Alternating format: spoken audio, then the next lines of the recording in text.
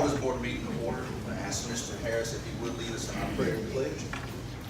So we come to you and we thank you for today. And God, we have a lot of responsibility and a lot of things that we need to make sure we get right. So we look to you for guidance, and God, just lead us in everything that we do. Help us to make every decision as the right decision for our school system and our kids. We thank you for all you've done for us, Lord, and forgive us the places that we fail you, and we fail you so many times, Lord. We know it. We just ask you just to forgive us and be with us in everything we do. In Jesus' name we pray. Amen. Amen. I pledge allegiance to the flag of the United States of America and to the republic for which it stands, one nation, under God, indivisible, with liberty and justice for all.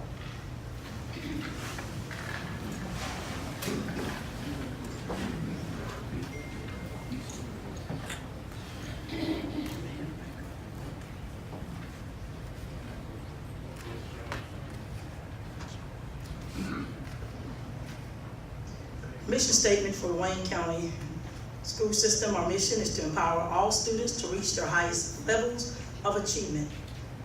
We believe every person is worthy of respect. We believe every person has the right to learn and work in a safe, nurturing environment. We believe every child learns when actively involved in educational experiences that reflect the uniqueness of each student's abilities. We believe every child will be encouraged and supported to become lifelong learners in preparing for a rapidly changing world. We believe everyone learns best when they are engaged participants in their learning. We believe literacy is the foundation of education, and we, the Board of Education of Wayne County, believe that family, school, and community are responsible for the growth, development, and the success of its students. Motion to adopt the agenda. So moved. Second. Moved and second. Mr. Ellis? Yes, ma'am. Mr. Davidson? Yes, ma'am. Mr. Harris? Yes, ma'am. Mr. Daniel? Yes, ma'am. Motion to approve the February 11th and February 12th meeting. So moved. Second. Moved and second. Mr. Ellis? Yes, ma'am. Mr. Davidson? Yes, Mr. Harris? Yes, ma'am. Mr. Daniel? Yes, ma'am. Public participation. Mr. Dale Moore.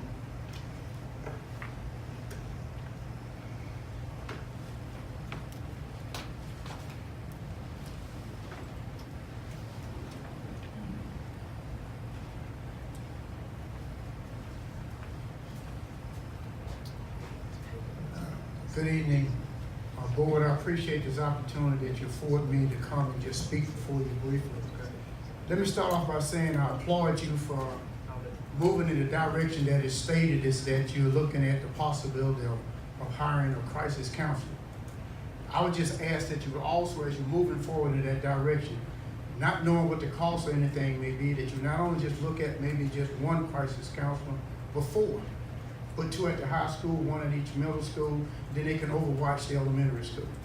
As you know and I know, when I was coming up in school, counselors now have more to deal with, and teachers and administrators more to deal with than what they had to deal with when we was coming to school. We can put the blame wherever we want to blame it, but our children are spending approximately about 6 hours in school, and they're there with someone that can be there to help them. And I think by doing that, you now are equipping your administrators, principals, counselors, and teachers with additional tools that they can use to continue to do the outstanding job that they're doing.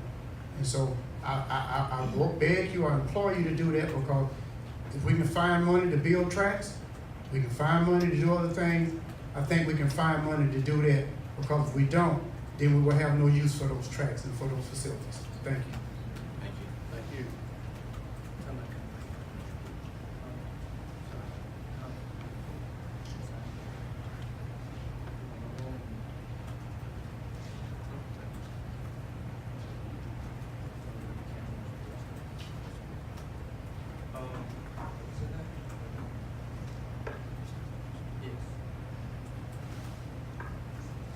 Mr. Hutchinson?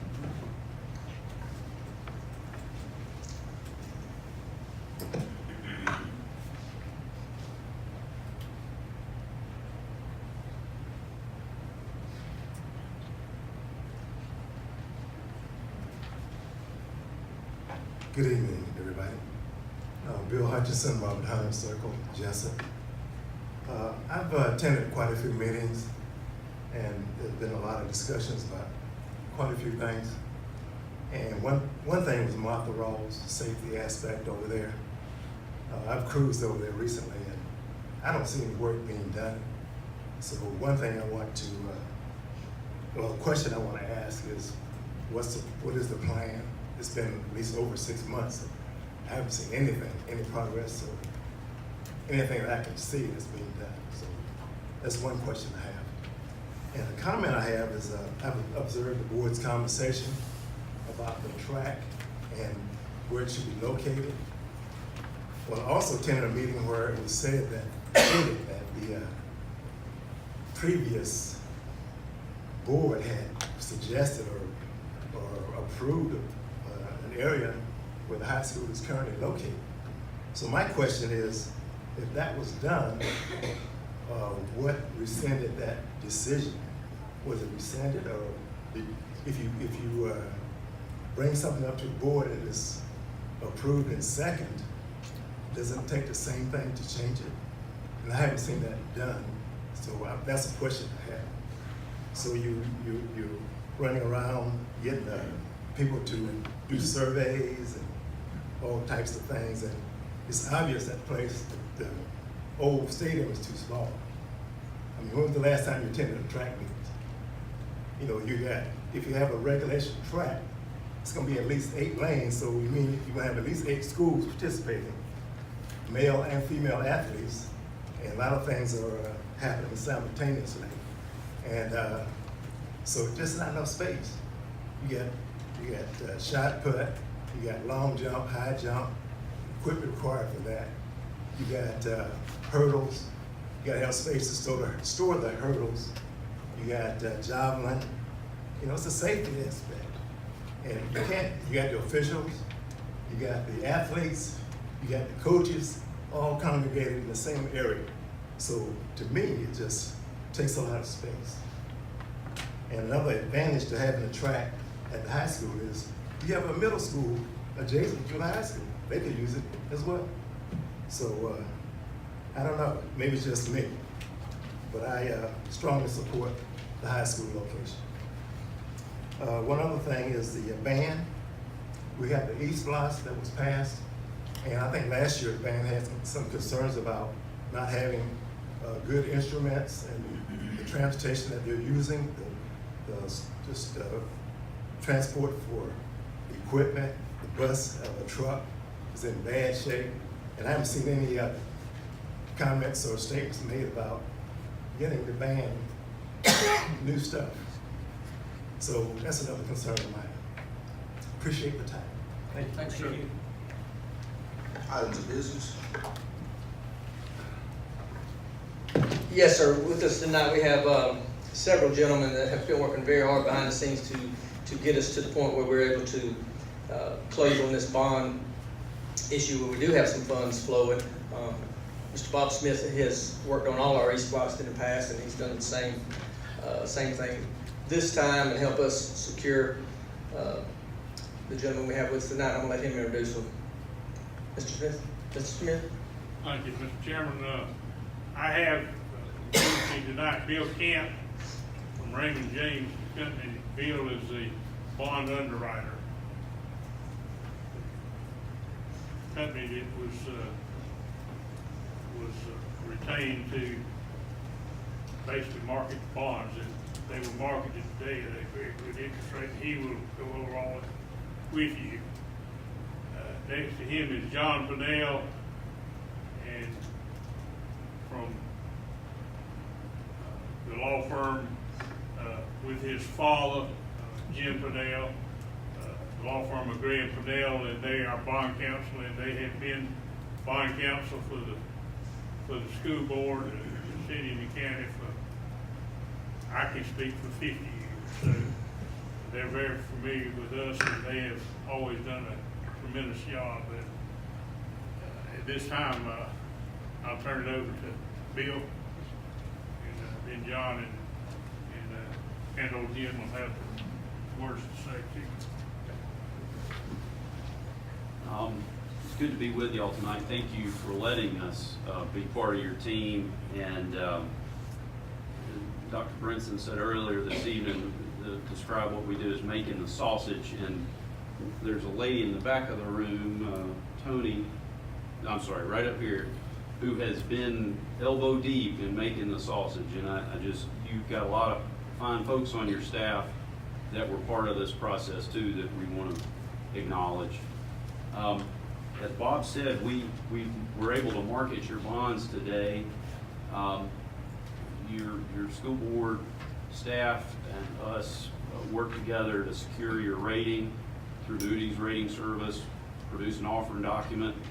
The Pinnells did that, and we were able to have that out on the street in front of investors for several days in advance of today. If you would, there's a handout that I put at everybody's seat.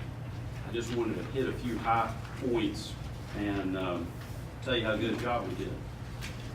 On page 2, this shows you kind of a picture of what interest rates look like right now. Short term, the Fed has been raising short-term rates, and so that red line shows you where we are today versus an average for the last 25 years. So short-term rates have been coming up some, but you're still well below what is considered average. Page 3. You priced your bonds today. With your blessing, we'll move forward, close the bond issue on March the 13th. That's when we are going to put money in your account. The bonds are going to get paid back during the life of the SPLOST out to September of 24. Your average rate, that's the yield, that's the number that we report to the IRS, is just under 1.80%.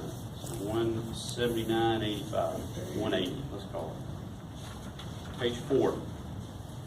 A lot of numbers on this page, but the most important ones have been highlighted. And that's the yield, that's the main thing. In your 5 principal payments during the life of the SPLOST, the yield to those investors, the cost to you, is 166 up to 188. That's where we come up with that average of about 180. And in the bottom right-hand corner, I wanted to show you our report card, so to speak, of how we priced each one of those maturities versus the AAA scale. Now, y'all have the state intercept program, which is a AA1. Your underlying rating, just you on your own, is an A1. So these are very good ratings, but we're comparing you to the AAA scale, which is the highest rating there is. And so on average, we priced about 13 basis points or 14 basis points over that AAA scale. I'd love to show you comps of comparable transactions. Truth is, there haven't been any in Georgia that are comparable to you yet in 2019. That's good for you in the sense that we've got a product that investors are not seeing. So you didn't have a whole lot to compete with, but that's good. Page 5. Bond issues $13,710,000. After paying costs of issuance associated with bond issue, and we've sold the bonds at a little bit greater than face value, you're going to get about $14,700,000 deposited into your construction fund. That'll happen on the 13th. Page 6. This is your debt service. On average, we're paying about $3.1 million a year from the SPLOST. And again, that's going to be over a 5-year period of time. Page 7. Your SPLOST, if it doesn't grow at all, has been collecting almost $3.6 million a year. So we expect you to have $400,000 to $500,000 of cushion from the sales tax each year that's available for other pay-as-you-go projects, like buying school buses, things like that that you don't necessarily want to finance. We can pay for what we call on a pay-go basis from SPLOST. So that'll be money in addition to the bond proceeds. In page 8, we just wanted you to see the things that have to occur between now and when we close. And of course, the commissioners will meet to adopt a tax levy resolution, very similar to how your budget is determined each year. And then we're going to close and wire money into your account in mid-March. I do want to point out one thing that is a benefit also. When you borrow this money, remember it's costing you 1.8%, you're able to reinvest your dollars on a taxable basis.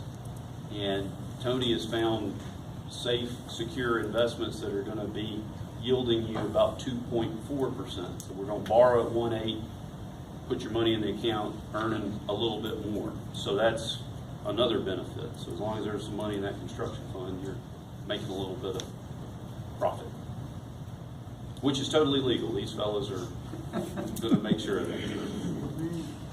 And I'll hand it over to Mr. Pennell now, unless there's any other, if you have any questions, I'm happy to try to answer them. Thank you.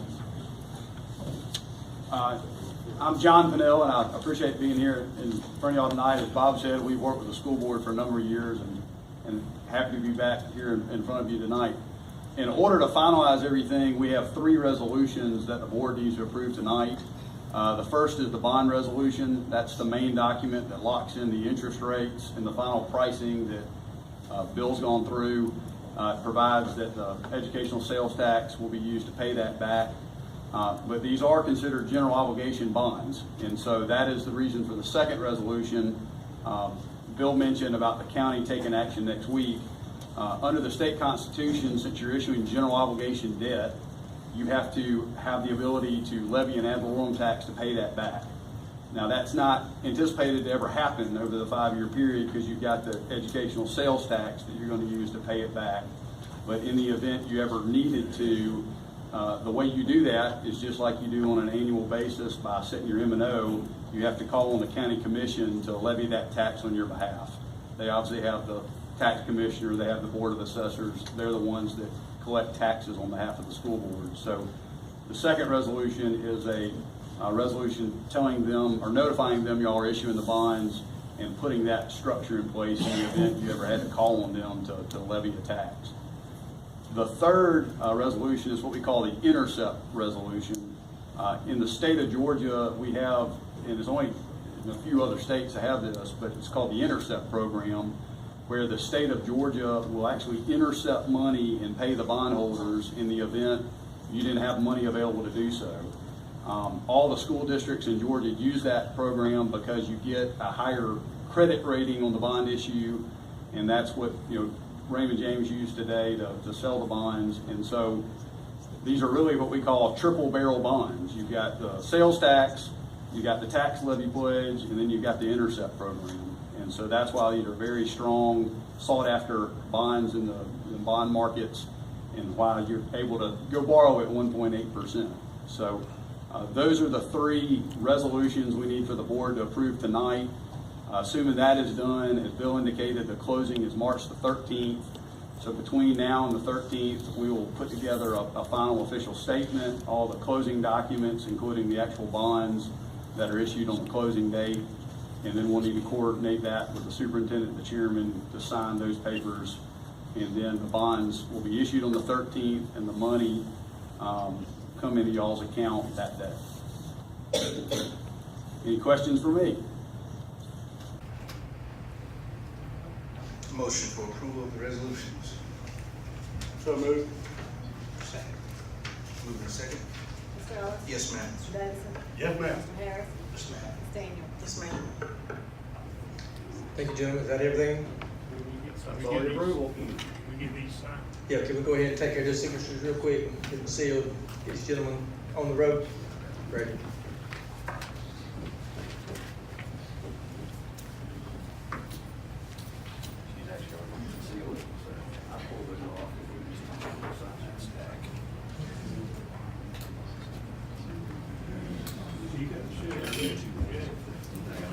Sir. All right, still on 4.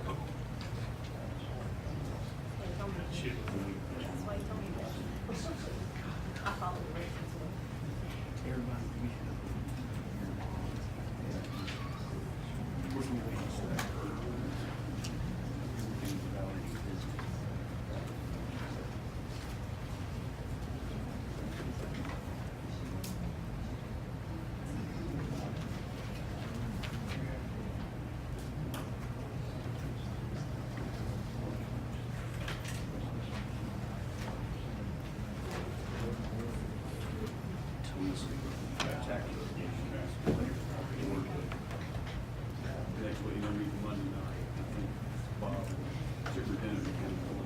Yes, sir. Make sure everything goes okay.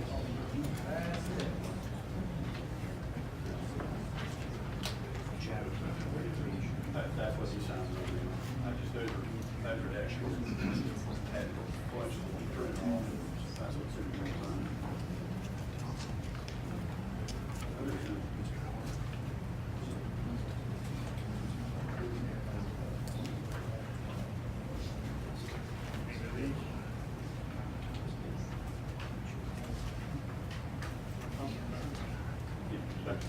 That's what you signed. I do make a bunch of extra copies.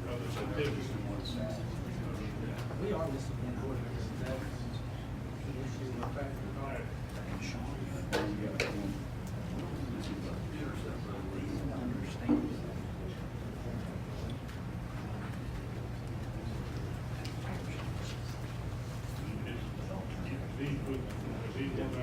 Yeah, the one with the stick you just give to her for her.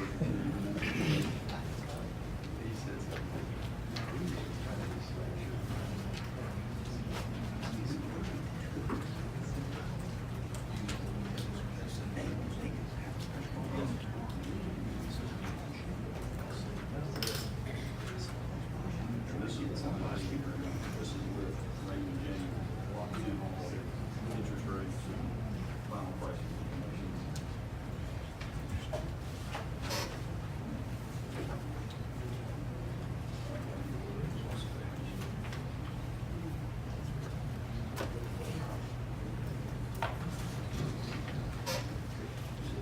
Thank you for taking the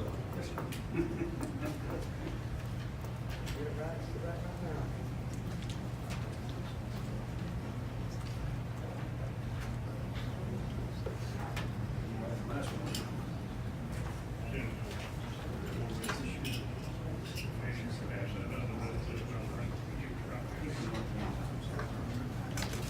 Thank you all very much. Sir, thank you. Sir. We may be. Yes, sir. Appreciate y'all for about All four.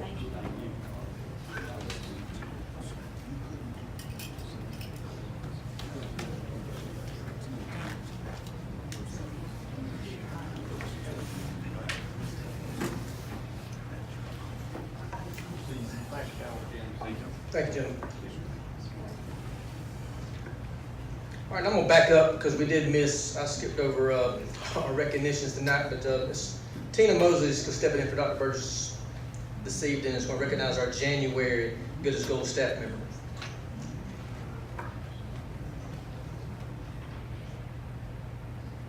This month, Good as Gold was selected from Jessup Elementary School, James E. Bacon School, and Jamie Ellis and Leslie Tyler, the principal and assistant principal, wrote this about their classified third grade paraprofessional, Phyllis Thomas.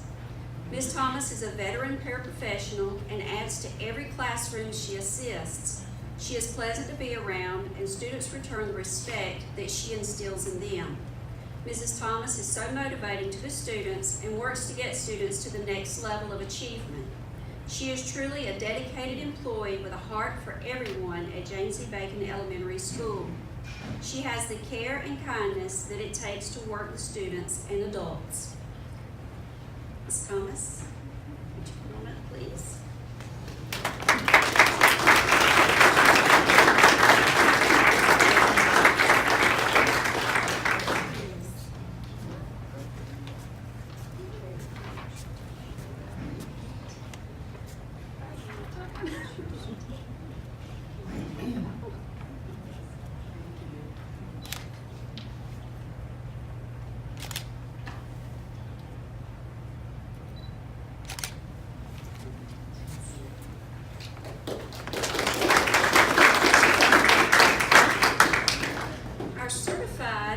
Gold Employee of the Month is Suzette Williamson, instructional coach, and Mr. Ellis and Ms. Tyler have this to say about her. Mrs. Williamson goes far beyond the reaches and duties of instructional coach. She is a mentor and motivator to all teachers and students at James E. Bacon. She works tirelessly to make sure everyone has what they need to be successful teachers and students. Mrs. Williamson has been a pioneer in the implementation of APTT at James E. Bacon Elementary and making sure parents and teachers are working to bring the students to the next level of achievement. Her can-do spirit is infectious, and the relationships with all folks at James E. Bacon is representative of our school family. Congratulations, Ms. Williamson.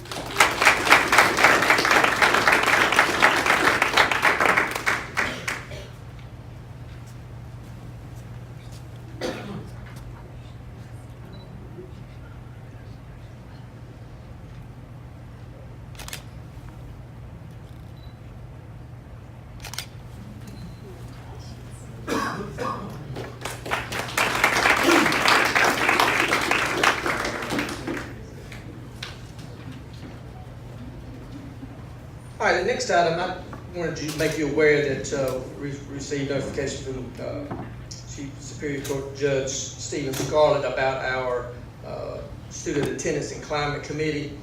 They're going to convene. This is a committee that meets only twice a year. They're going to convene on March 13th here at the Tech Center at 8:30 in the morning. And part of the law does say that a local school board member from each public school system will be part of this committee, so we do need a volunteer. March 13th, 8:30 here at the Tech Center.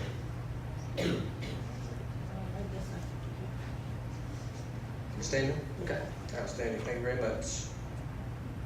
And this is just a little bit of a new spin on the old, remember the old attendance protocol committee that we've had, and it's kind of, I don't know if this is out, but there's new legislation last year, so this is something that we are required by law to get in place. So this will be the first meeting to establish, get back established and elect officers and those types of things. Thank you very much. All right, the next item, I'm asking Mr. Williams to help me out. I just wanted to bring it to your attention, and there was actually some action today. We're watching closely. I know there's been a lot of discussion and to talk about the $3,000 raise the governor has. It started at $5,000, now it's down to $3,000, and for each teacher. There's a little confusion. There's some teacher or certified employees that were not included in that. There's some action today in Atlanta in the session where it's actually been reduced, which doesn't sound like a good thing, but what they did is now everyone's included. You know, they did not have included in, I think it was counselors, media specialists, some of those, you know, just folks that are not, I guess, teaching a specific class, but they're certainly certificated employees. They made that change that all certificated employees will be getting that amount that's now, I believe, as it stands. And again, this is fluid until it's signed by the governor, but it's down to $2,775, I believe, is what I saw. I just want to bring to your attention, that's going to be a budget issue. That sounds like a great thing. Our teachers deserve that and much, much more. But as we're talking about budget, they're going to, and we're appreciative. We need to thank our representatives. We got 3 of the finalists that represent us up in Atlanta. But it is a budget issue, and when the state gives a raise, they don't give a raise for every single teacher in our system. They give a raise for what's allotted to us to run our school system, and we certainly have more teachers and certificated employees in our system than what we get money for the state for, and we're certainly not going to exclude them. I don't think we've ever done that, but it is, I think, the rough numbers, and again, it depends what the bottom line number is going to be. But I think we run the numbers, Ms. Williams helped me out, was $250,000, $300,000 that we'll have to add to our budget. That will come out of our budget, okay? Which is a pretty good lick, but I mean, it's worth it. Our teachers are the most influential factor in a child's student achievement, so that's well deserved, well earned. We just had to make sure we plan accordingly. That also there's been no discussion about classified employees, bus drivers. The state has said that the bus drivers will probably get 2%, I Right. believe, but that is not included in the $250,000 to $300,000. Right, so that would be in addition to, even though they're going to send it in the same thing, we're allocated a certain amount of bus drivers for our system, we have more. Well, we should have more than 5. You should have more. Right. And so, you know, we will have to, in our budget discussions, we need to decide, you know, if we're gonna address classified employees as well, and what that looks like. But I just wanna bring that to your attention. Any questions, anything, Ms. Williams? Anything more of that? We really do need to go ahead and try to schedule a call meeting to discuss budget only in March for sure. So as soon as we can get that, do y'all know a date? You wanna try to set one tonight? Do you wanna email me something that you're available? I know everybody's got different type of schedules they're on. Do we wanna try to do a meeting? Yeah, a meeting before, I mean, hour and a half maybe. Maybe we can go an hour and a half and get done. We'll probably get done a little early. We'll take a break before the regular work session or the regular scheduled meeting in March. Does that work? Do it for me. Okay. March 12th, 26. 26th. We have one on the 13th as well, but do we want to do the work session or the regular session? It doesn't matter. March 12th is the work session. So we want to go the 26th. I'm good with whatever you want. Me too. So we can meet at 4:30. That's an hour and a half. I just hate to push our discussions if we get into something and have to cut it off, but we certainly have time to continue. Just want to make sure we're moving the needle for us plans. All right, we'll get that down for 4:30 on the 26th of March for a call meeting to discuss budget.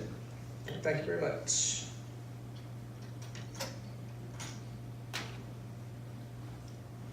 All right, at this time, I've asked, Ms. Yeoman's had a presentation at her school already, but I'm gonna ask Dr. Lisa Smith with us. I asked her I'm gonna let her introduce, did our person make it, Ms. Yeoman? Yes, that's right. Okay, great. But I'm gonna let Dr. Smith kind of talk about some of the things that we've been trying to implement this year. There are more funds flowing from the state, and some of the things that we have that's really in this whole social emotional wellness, aspect of our school system. We certainly need to, do a better job and work harder to try to, treat the whole child. We're educators. We have it for 6 to 7 hours a day, but we have to, you have to treat the whole child and meet those needs. Dr. Smith, you want to give us a little update? Sure. I came to y'all a few months ago and told you some of the things that we were working on, some of the things we wanted to implement, and that I had some grant funding from the National Association of Mental Illness. With that funding, I have had one training called QPR, it's Question, Persuade, and Refer, and I would love to bring it back for every staff member. It was excellent. But I have 3 more trainings within the next 3 months for staff members. It's Trauma 101, DECAL, which is Relationships and Environment, and Ending the Silence for School Staff, which makes them aware of mental illness, help them to identify mental illness and the signs. Now, Trauma 101, I did get some additional funding, and I'm going to bring that back for an additional course. I haven't got the dates yet, but they did give me some more money, and I had such overwhelming response for participants that I chose that one to have again. But we're trying to educate our staff so that we can help our students. So on a daily basis, we have students who come to school with mental health issues. They're mentally unhealthy. It could be situational. It could be hereditary. You never know. We educate everyone. We love all of our students, and we have to do what we can. And we're bound in certain situations. We're bound by certain laws, reporting laws. If a student comes up in a crisis and they've been hurt, we have reporting criteria. If they're saying that they want to hurt themselves or someone else, then we also have to act on that. So in every situation, we take every student seriously. We look at every situation. We sit down. We sit down. We listen to the students. That's the number one thing we do is listen. We stay with the student. We conduct an assessment. From the assessment, we develop basically a treatment plan. We put that into effect. It may we have to call the parent. May have to do a safety plan. We may have to get the parent to come and pick the student up. We have resource guides in place. We have they have mental health services, crisis lines, things that places they can go for help. Because the school counselors, they're not therapists, they're not clinicians, but they're acting as crisis counselors. They stop what they're doing to work with the students. counselors have a lot of mandates that things that's been put in place over the years, more and more they go, they still have those mandates to work on. But they still do classroom guidance and small groups. We'd love for them to be able to do more of that. This spring, I talked to y'all earlier about Senate Bill 401 and the mandates required with that, with teaching students about sexual awareness and sexual abuse. So we're going to be implementing this spring. It's called Speak Up, Be Safe. That's for kindergarten through 8th grade. And Teen Lures is for 9th graders, but educating them on the cycles of neglect, prevention of bullying, child abuse, physical, emotional, and sexual abuse. Some of the great resources that we have put in place this year are, we have a contracted mental health worker that's coming into our schools. So with parent permission, we're having someone come in from a mental health agency, and we have currently 12 students they're working with at this time. We've also offered the opportunity for other mental health resources in the county to come in. We're asking them to sign a memorandum of understanding with us, and we get parent permission. And the students that they're already working with, they get to come into the school system and work with them during the school day. So one of the things we're currently implementing, we're building a resource page for basically crisis lines on the web page. And the state of Georgia has an app that I just found out about, but we're gonna put the crisis lines in the app on the web page. We have got some posters we can print out as well. I did want to tell you one of the cool things. One of the agencies that is coming in to provide the mental health services, they actually offer telepsychiatric services. And that's meeting with a psychiatrist via the internet. So they can meet with a psychiatrist, they can be prescribed medicine if needed, but it's all right there at the school with parent permission. But some of the things that we are currently looking to pursue it's called Sources of Strength, and it's a best practice of youth suicide prevention project. And the mission is to prevent suicide by increasing help-seeking behaviors and promoting connections between peers and caring adults. It's a 3-year implementation process, but it takes the whole community. It takes peer volunteers, it takes adult educators, it takes cafeteria workers and lunchroom workers, custodians. It takes everyone, and there's a community component where they can volunteer as well. And one of the things that they say is they only take volunteers, they will not take volunteers. So we are looking at this program. Camden County is currently implementing it, and they've had a great success with the program. It is for middle and high school students, but what they've done is there's a strength wheel, like 8 components of the wheel, and they've taken that wheel and they've adapted it for elementary schools so that they can work with elementary schools and teach them the strengths in vocabulary lessons and in classroom guidance.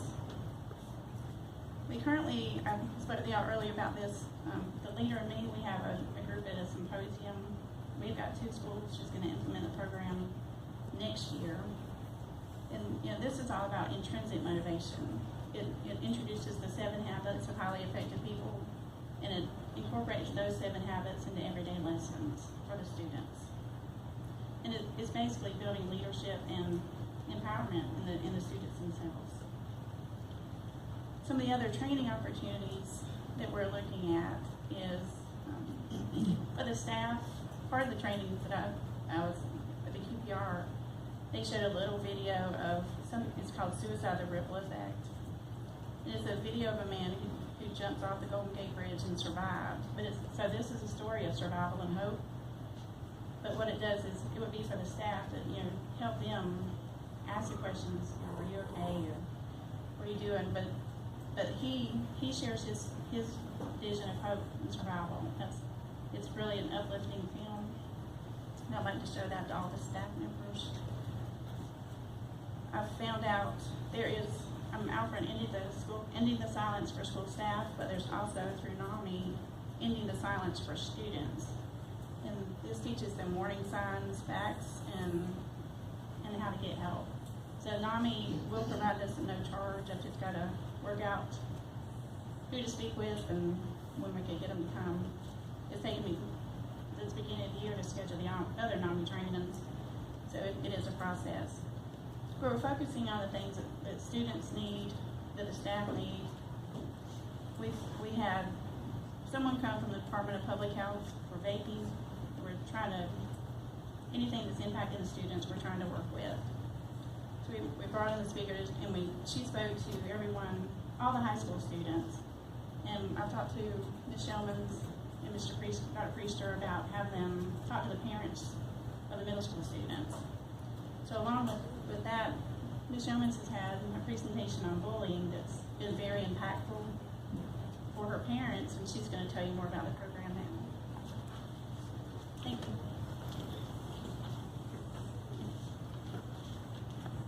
Back in January, on January 24th, we presented a program at Arthur Williams called Protect Your Students. And the way that came about is Dr. McReady handles most of the discipline at Arthur Williams. And there's a big need, either from the students' concerns or parents contacting her or her own concern. So we talked about it and decided, okay, let's reach out to law enforcement. So we reached out to the Mr. Ellis and the Jessup Police Department, the Sheriff's Department, our resource officers that come around the schools, and we talked to them, what can we do? So they put us in touch with a gentleman that I'm going to introduce in just a moment, who came in and presented his program to our PTO. PTO came and helped us out this, and we sent out emails, remind, everything we could to get parents to come in and listen to the presentation on bullying and what we could do about it. We had 30 families represented, and that doesn't sound like a lot, but that was our first time of doing something like that. And since then, we've had lots and lots of parents reach out to us and want us to do more things. If you'll go ahead and go to the next slide. Some of the things that they've asked us to cover in that meeting came out is students using vapes. There's a big concern, and we addressed that just a few minutes ago.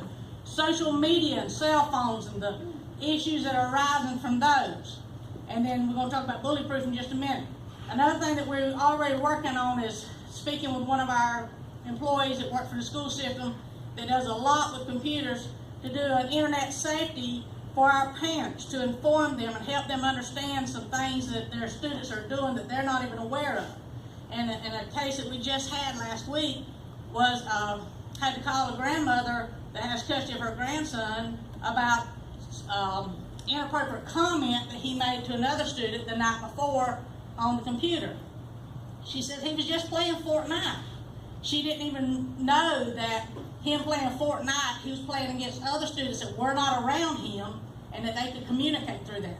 So parents are not aware. Grandparents have a lot of children they're raising. They're not aware of the things that are out there that their children can be getting involved in. Monitoring cell phones, big issues these days. So these are some things that parents have reached out to us, wanting us to inform them on. So we're trying to do some things and bring them into the school. But the one that we addressed on January 24th was on bullying.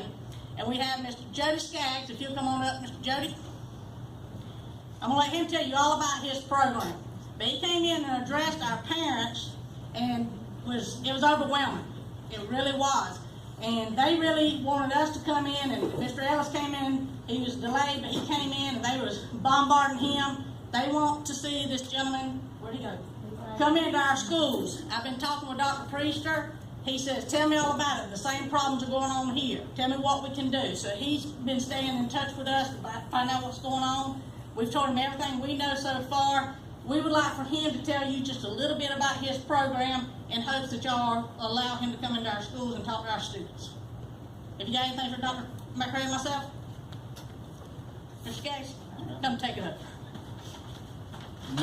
I'm not going to miss you. Hey, how's everybody doing? Hey, good evening to the board, good evening to the parents, staff, everybody that showed up this evening. I really appreciate it. Hey, you guys have a voice, and it's important. And you can't use that voice unless you're here, and I really appreciate it. I don't know if there's a little bit I can say about the program, but I'll try to condense it the best I can.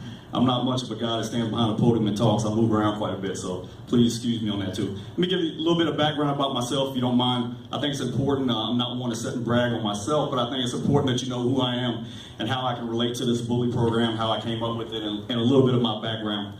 I have over 25 years in law enforcement. I'm a prior military guy. I served in the Navy and the Army, did all that stuff. Got out, went into the federal government. I'm a former ICE agent, former air marshal. I'm a former senior instructor at FLETC. In 2005, I left and started working on government programs for the State Department and a couple other entities out there doing high threat protection in the Middle East. I did that for about 10 years. 2016, I ended up getting hurt. I had to retire from that.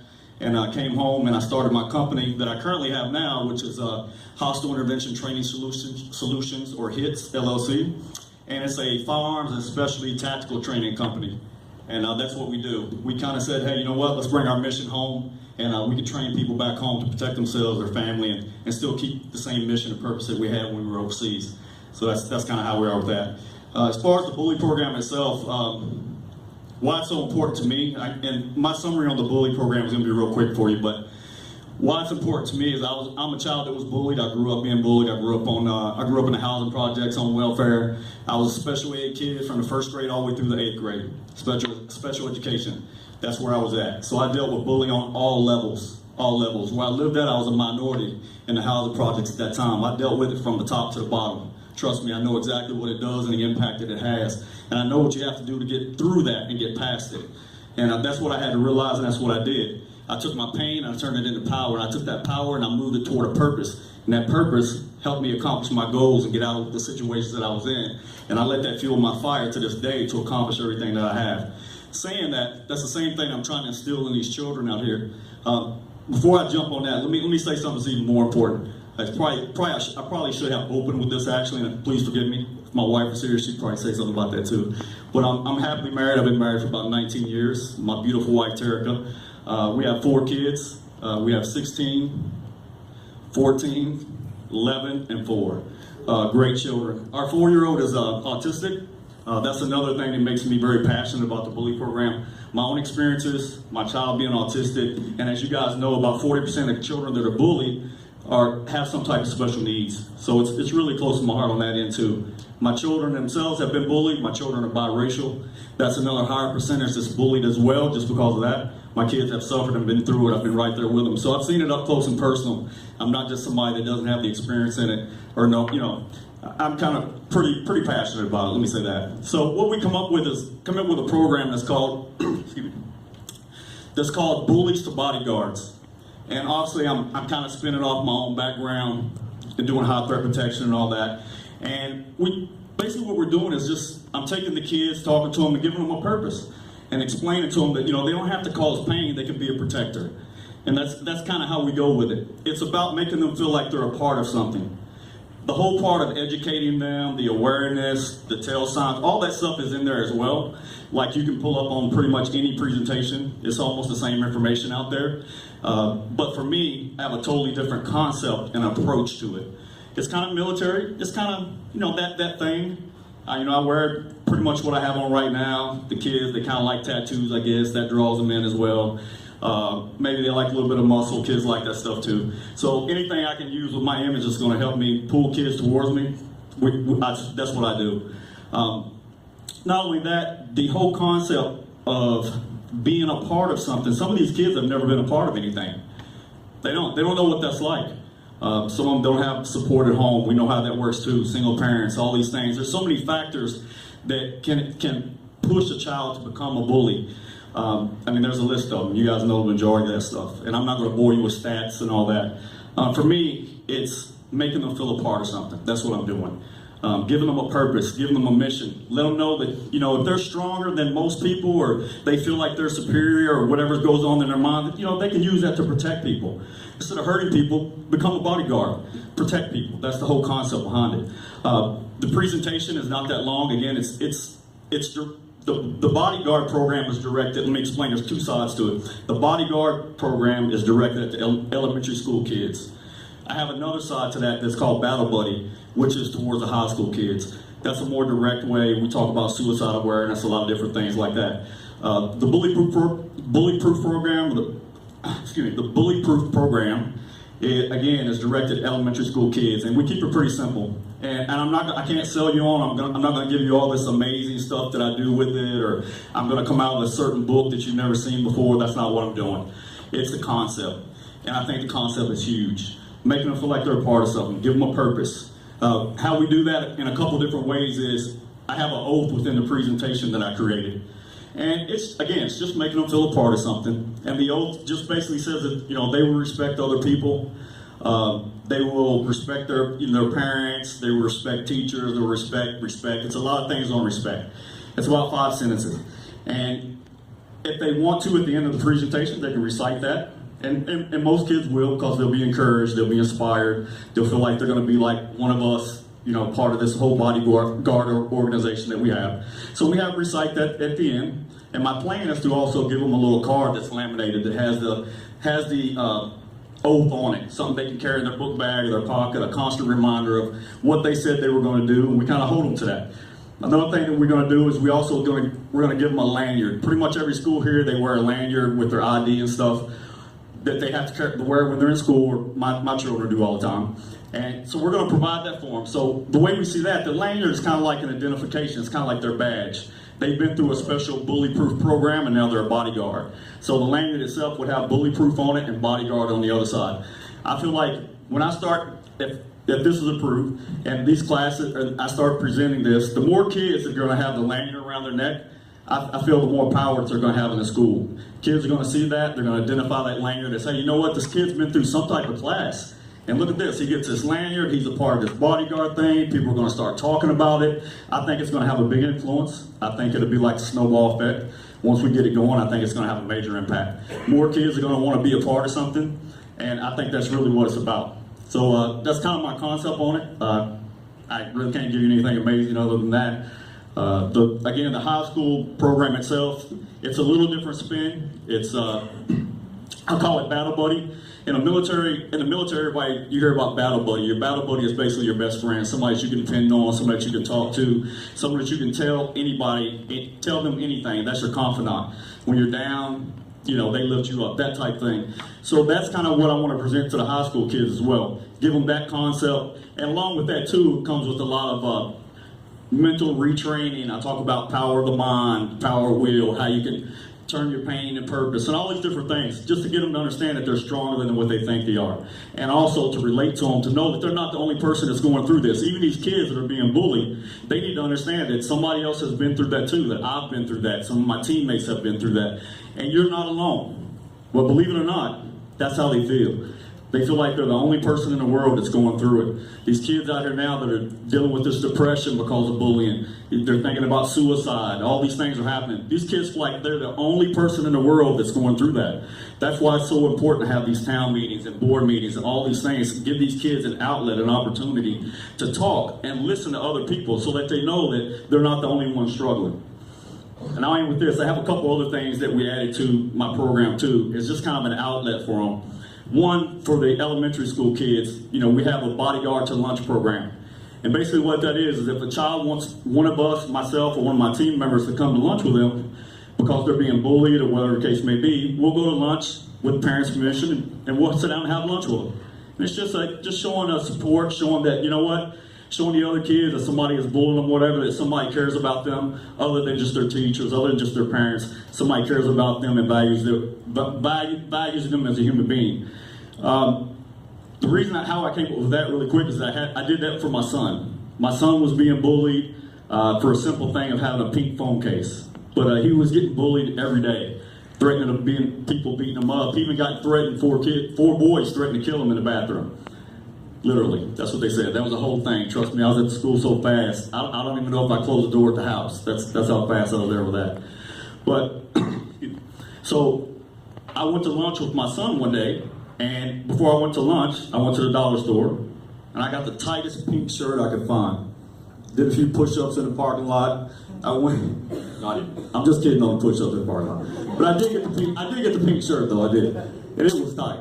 But I went in and, I found where my son was at, and I just went in and sat down with him. Wasn't trying to intimidate any students or anything like that. Of course I wouldn't do anything like that. Or maybe, no, I wouldn't do that. But, so I said, hey, son, where's the table at? Because apparently there was a table and there was 4 boys, and they would never let him sit there for whatever the reason was. I said, where are they at? He was like, oh, they're over there, Dad. He's real shy about it. He didn't really want to make a fuss. I was like, okay, no problem. Come on, let's go sit down. So we went over and we sat down at the table with them. Just me and my son. We didn't even acknowledge them. Just sit down. We started talking. Well, this is what happened. This is what I discovered. When I did that, It took all the focus off my son and put it on me. Because after that, they said that my son told me that they didn't mess with him anymore. Only thing they did was come up and ask him about his dad. Was his dad in the military? Where's daddy's tattoos and all this and that? So I figured, you know what, if I can do that for my son, maybe I can do that for other kids too. And that's how I came up with it. So is it gonna work every time? Maybe not, but I think it's a good thing. I think it's, even if it doesn't deter kids, the bullies or whatever, the child that requests somebody to come, that's gonna be a lot of confidence for him, and that's a lot of mental support, and that's what they need anywhere they can get it. One other thing I did too in closing, I have a 1-800 number for my company, and I'm adding an extension to that number. The extension would just be for the Bully Proof program. And what happens is when I do a presentation, I'll give the children that number. It's going to have a message on it if no one answers directly, and the message is going to be encouraging, it's going to be hopeful, and it's going to ask them for their name, their number, and their school. And we'll get back to them immediately. So it just gives them another outlet. A lot of times these kids don't want to talk to their parents. They don't want to talk to teachers. They just don't want to do it. Somebody like me that don't even know can come along, and these kids will open wide up to them. I've had it happen so many times already, and I think it's a good thing. You know, whatever it takes to reach them. It doesn't matter if a parent does it, a teacher does it, as long as it's respectable and, you know, somebody that you trust outside, or then as long as you get the message and they get the help, I think that's the main thing. So excuse me, I hope I didn't bore you guys. I know I didn't press you. I was trying to, but I'm pretty sure I didn't. But I appreciate your time, guys. Thanks a lot. And I hope this gets approved. If not, it's still going to happen because I'm going to do it one way or the other, get it to these kids. But I appreciate you guys' support. Thank you so much. Thanks, sir. Question, Dr. Brinson, since we're dealing with the bullying and mental health and that type of thing, I've had a student question about peer mentoring. And I know that, you know, one of the things we have to be careful about with that is because they have to be trained, one. And am I correct, they have to be evaluated as well to make sure that whoever's chosen or volunteers to mentor, that kid is stable enough that they'll be able to help out. You're talking about peer mentors, like a student being a mentor to another student, or well, you know, adult? it's like a program of student to students. Okay. Like, you know, students have issues and problems, but that, like you were saying, they don't want to talk to an adult, and that happens a lot of times at the high school level. That, you know, if they had a mentoring group that they could, you know, talk with, they could share things with, that they might be able to, you know, get over some things and get through some things. And that was one of the. Now I had more than one. I had a kid and I had a couple of parents who contacted me about that because their students had actually brought that to their attention as well. Right. And that's something we discussed, that we see that, you know, we got to find a way, you know, not, money's not everything, but we only allocated, you know, a certain amount of counselors at each school, but we got to find a way to get back, you know, to the olden days where counselors can really be counselors and do some of those things where they're having those small group meetings where it is students talking to each other, you know, and the counselor's just a facilitator and accomplish some of the things you're talking about. And now they build those relationships organically, and so some of that stuff that goes along with that, for us to support, will happen. I'm not sure if we have anything like you're talking about in place now. I'm not aware. Most of our mentoring is adult to students. We're trying to connect them with. But you know, I think the focus on our current counselors, how we're utilizing them, how we can get some of the things off their plate to free them up. You know, that's speaking with several principals. I mean, that's something we just don't have to figure out and do a better job of planning. And if we have to come to you for more personnel, then we come to the board for more personnel. This is the time to do it during budget discussions. So. Is there someone who can maybe research that to see if, you know, if there's any other systems who have implemented something like that, and how effective it is with their system and possibility? Yeah, I'll get Dr. Smith. She's done a great job kind of researching and looking around to see what's available and see what we're actually have the manpower to do, and what, you know, what fits our kids and our community. All right, we'll research it up. Thank you. Yes, ma'am. Dr. Brinson, I do want to say that Coastal Georgia, College of Coastal Georgia reached out to me about their peer mentorship program. and providing us with training if that was something that we wanted to do, that they would come and help us and assist us with that. So I definitely want to pass that on. But what I really wanted to close out on Mr. Jody's presentation is, in this community, we're surrounded by Brunswick and Liberty County and Waycross. And if you really dig into the news, you'll see that those communities are being overtaken by gangs. Gangs come in and flood communities and influence kids from the middle school and high school to be involved in drugs, sexual crimes, robbing people, murders, all different types of crimes. And we've tried about 4 cases in the last year and a half. I've been a part of those cases. And you know, this is what's going on. That stuff is coming into our community.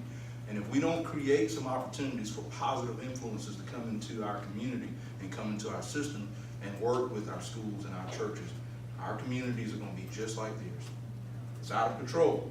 And I'm telling you, I work in the circuit from Appleton County all the way down to Camden. And the things that I hear and see when I travel to those counties, it's heartbreaking. And I'm starting to see those trends and those things come into this community every single day.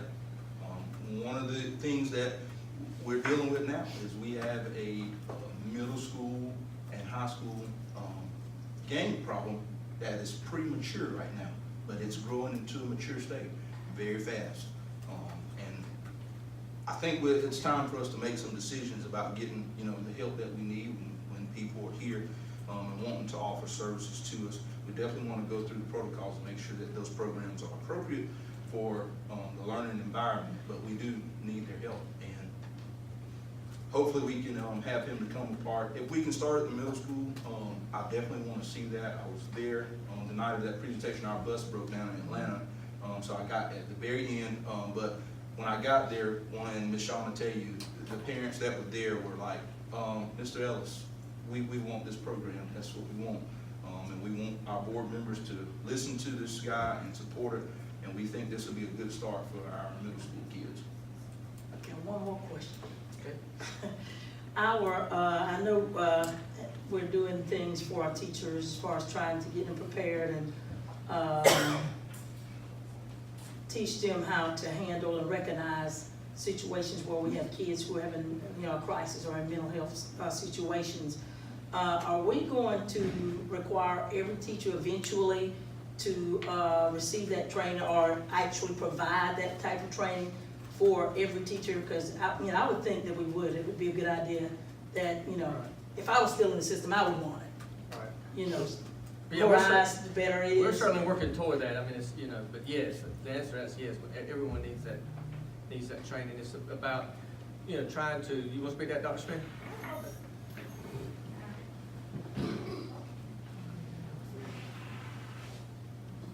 And I want to thank you for all that you're doing to get us in that direction that we're going.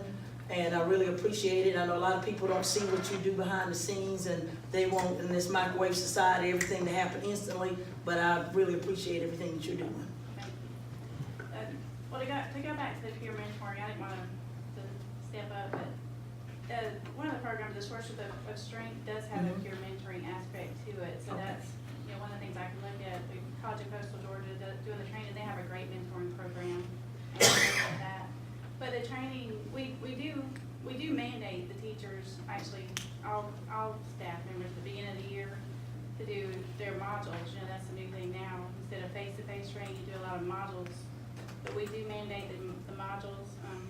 Ms. Mosley, the HR director, she puts it out there. You know, we have suicide awareness, we have child abuse, we have McKinney-Vento, which is homeless students, we have safety. There's a lot of modules that they have to complete as custodians and lunchroom workers and parapros and administrators. So everyone is doing that training, and I have talked with Dr. Brinson. He's been very supportive of, you know, looking at the training that, like the QPR that I would love to bring to every staff member. They only train 25 at a time, so it would take a long time. But if we could, you know, bring something in like that, he's very supportive of having the staff training. So I think he's ready to do that, and I don't want to speak for him, but I do think we are to the point where we are going to mandate certain trainings when we can build it in. But we do have that beginning of the year training where it is mandated that every staff member take the training. Are we allowed to redirect the, training, what did you call it, the QP? QBR, no, you have to have certified trainers. Okay. They have to be trained by the Mental Health Association, basically.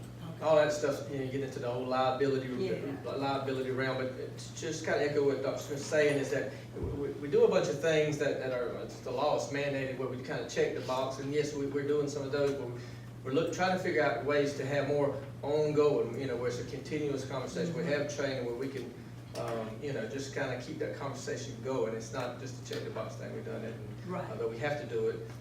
It's more meaningful, and when you can replicate it year after year, because you're always going to have turnover. You're going to have new people to you come in your system, new teachers at new schools, transfers, that sort of thing. So, but we're working at it.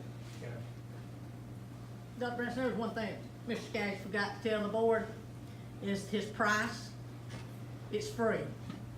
He doesn't want to be charged. He doesn't want to charge you. He just wants to give back. So he doesn't charge for his services. That's very economical. I'm a fan of free. Mike? You want to take some more time to look into that with Ms. Yeomans before we make an official approval, or what you want to do?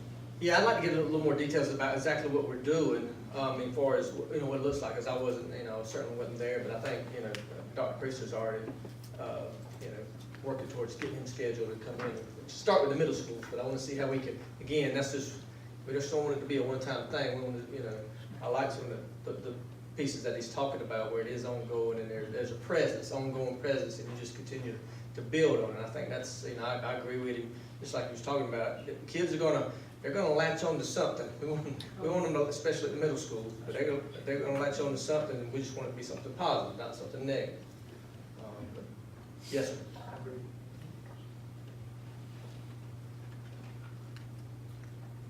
All right, next item, crisis counselor. Asked to put that on there for discussion. Yeah, as Dr. Brinson add this to the agenda, we've had a lot of discussion, a lot of contacts from parents about this position. I was reminded that, you know, when I was in school, that this particular person worked at as a, you know, part-time counselor and teacher. I think you remember Ms. Riggins. And so that has came up. She has also reached out to me just to explain a little more about what she did. And I think she taught anthropology part of the day, and then she went psychology. One of those. Biology. She wasn't digging up anything. And then she went in the office in the afternoon, sort of, and worked with just really looking into counseling through situations and problems. She didn't have any paperwork for graduation and all those different things. Mr. Moore said tonight that we do find money for tracks and lights and floor mats and gym floors, and we found a lot of money for everything. But I think at this moment and at this crucial time that we're in our county, this is a very needed position. Our counselors are overloaded, and I'm at the school a lot, and I see it through all the activities with student advisory and grad bash, and the counselors are overloaded. They have graduation, they have 9th graders, 10th graders, 11th graders, and they're running all day, every day. Nobody really has time to talk about issues and crises until something really bad happens. How do we prevent that from happening? Well, Nick, I agree with you wholeheartedly on that. I've done a lot of reading in the past week or so, and one of the most staggering statistics that I read was that the number 2 cause of death of youth in America right now, number 2, is actually suicide between the ages of 10 and 24. And just can't ignore it. So, you know, you can't just keep putting it back, and so we've got to do what we've got to do. So I agree. Dr. Brinson, ask you to take some time to research and kind of put together a plan for a hiring process and how we're going to look at possibly funding. The only, so we're talking about a crisis counselor, because all those counselors, I mean, they're you know, a lot of them are borderline doctors with their credentials, because it depends on what their specialty is and what they're trained to do and that sort of thing. So we're talking about, you know, a crisis counselor. I mean, that's a title. Is that not right, Dr. Smith? Yeah, there's therapists, there's clinicians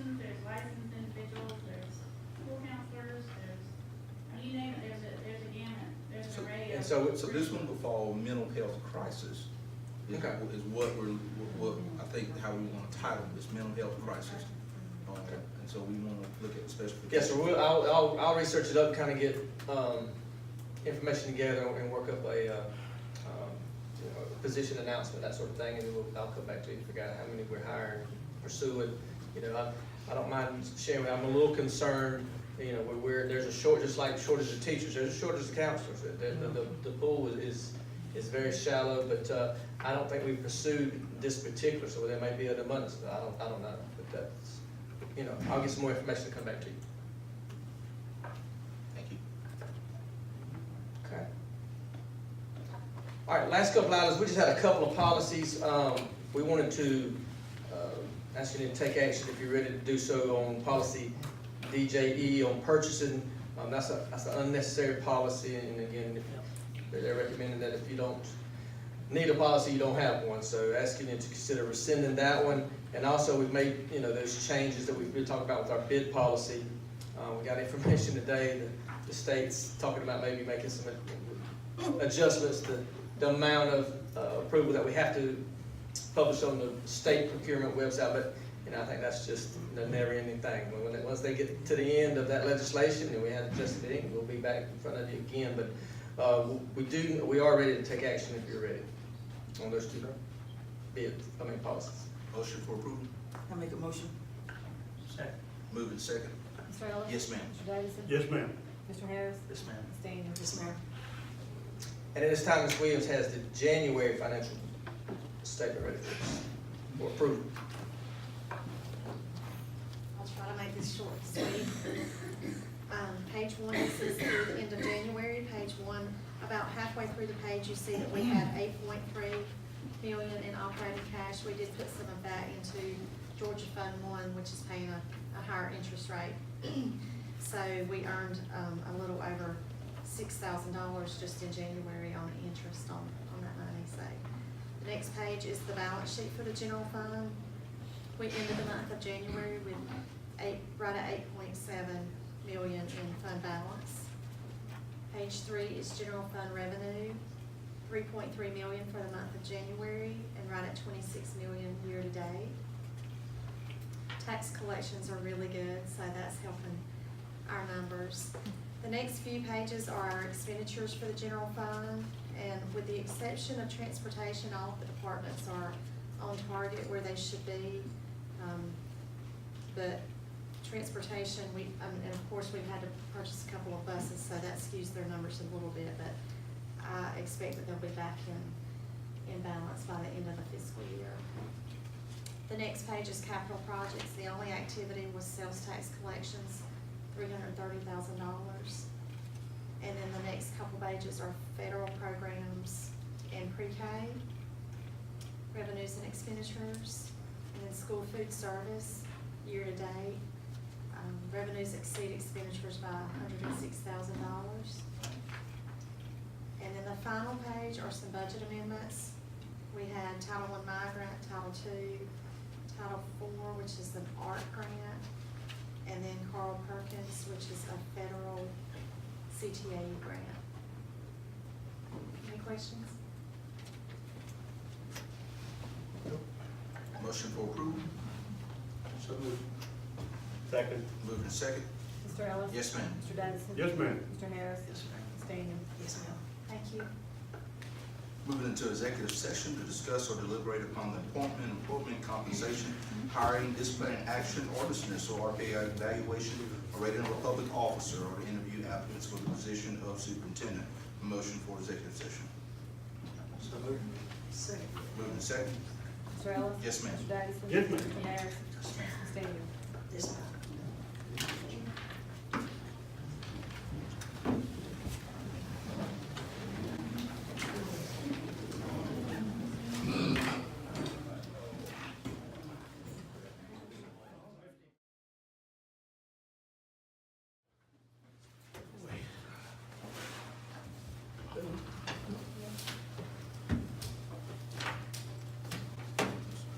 Motion to return to regular board meeting.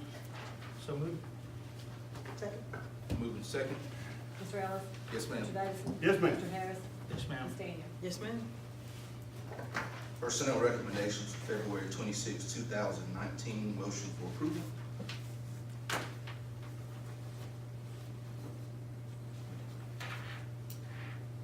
Motion for approval. Motion for approval. If you would record the motion did not pass for lack of a motion or a second.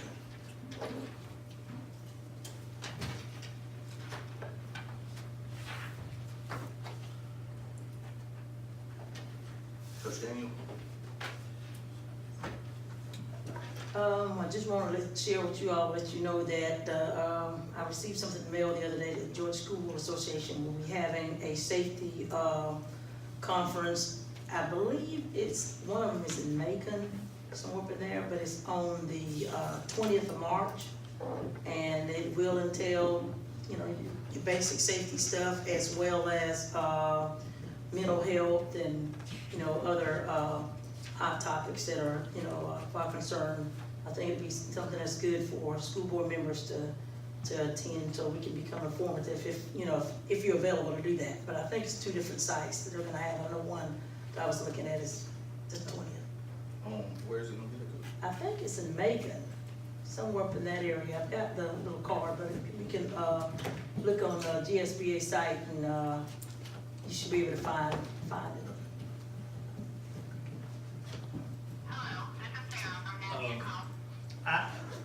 I was asked about some signage for the high school on 341.